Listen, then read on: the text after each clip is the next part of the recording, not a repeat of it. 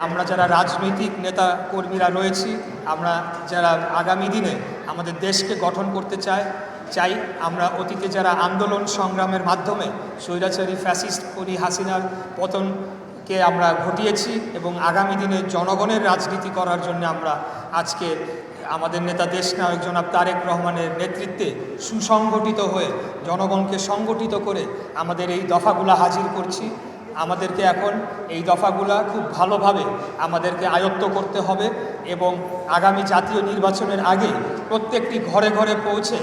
এখন যে আমরা যে দফাগুলা পড়লাম এটা একটা কঠিন ভাষায় পড়েছি, এটা খুব সহজভাবে আপনাদেরকে জনগণের মাঝে পৌঁছিয়ে দিয়ে আমাদের আগামী নির্বাচনের আগে ইনশাল্লাহ আমি বিশ্বাস করি যদি আমরা সকলেই সচেষ্ট থাকি আমাদের নেতা দেশনায়ক তারেক রহমানের নেতৃত্বে বাংলাদেশ জাতীয়তাবাদী দল বিপুল ভোটে জয়লাভ করে আগামী দিনে রাষ্ট্র ক্ষমতায়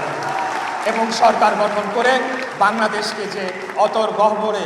খুনি হাসিনা নিয়ে গিয়েছিল সেখান থেকে উদ্ধার করে একটি শক্তিশালী সমৃদ্ধশালী রাষ্ট্র আগামীতে আমরা গড়ে তুলব।